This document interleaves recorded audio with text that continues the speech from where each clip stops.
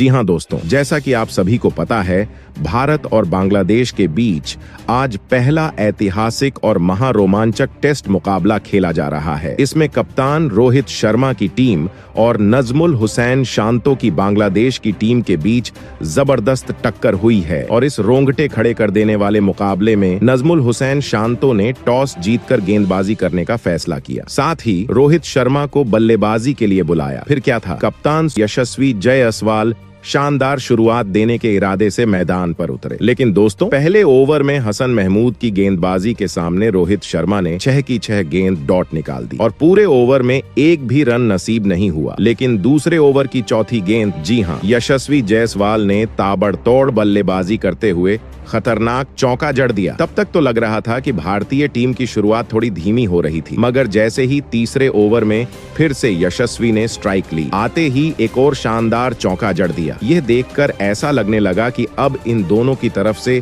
भारतीय टीम को शानदार शुरुआत मिलने वाली है। आगे बढ़ने से पहले अगर अभी तक आपने हमारे चैनल को सब्सक्राइब नहीं किया है तो सब्सक्राइब जरूर से कर लें और इस वीडियो को लाइक जरूर से करें, क्योंकि भारत और बांग्लादेश के बीच होने वाली T20 सीरीज हमारे इस चैनल पर लाइव दिखाई जाएगी।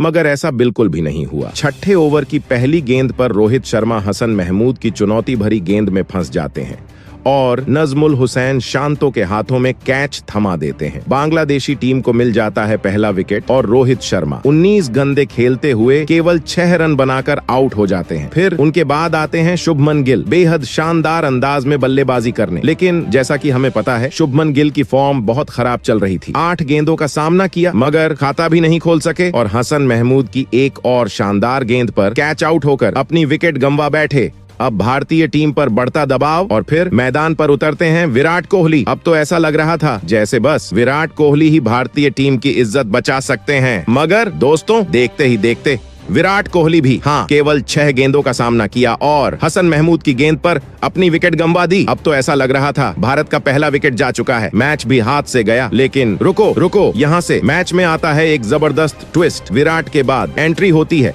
ऋषभ पंत की और पंत आते ही बांग्लादेशी गेंदबाजों के पसीने छुड़ा देते हैं। ऋषभ पंत ने आते ही चौकों की बौछार लगा दी, 52 गेंदों का सामना किया और ठोक डाले 39 रन। 6 चौके शामिल थे। लेकिन तभी हसन महमूद की एक और शानदार गेंद पर कैच आउट हो जाते हैं, जबकि उनके बाद KL राहुल अपनी शानदार फॉर्म में नजर आते हुए मैदान पर आते हैं और आते ही हसन मोहम्मद के खिलाफ एक दमदार चौका जड़ देते हैं। लेकिन जैसे ही सबको लगा कि राहुल आज बड़ा स्कोर करेंगे, उन्होंने 52 गेंदों का सामना करते हुए केवल 16 रन बनाए, जिसमें बस एक चौका शामिल था और अचानक अपनी विकेट गंवा देते हैं। अब ऐसा लग रहा था जैसे भारत ये मैच जीत ही नहीं सकता, क्योंकि एक के बाद एक विकेट गिरती जा रही थी। मगर यशस्वी जायसवाल अब भी मैदान पर डटे हुए थे और सबकी उम्मीदें उनसे थीं। तभी नाहिद राणा गेंदबाजी करने आते हैं और उनकी शानदार गेंद पर यशस्वी को भी आउट कर देते हैं। यशस्वी ने 118 गेंदों में 9 चौकों की मदद से 56 रन बनाए, लेकिन उनकी विकेट गिरते ही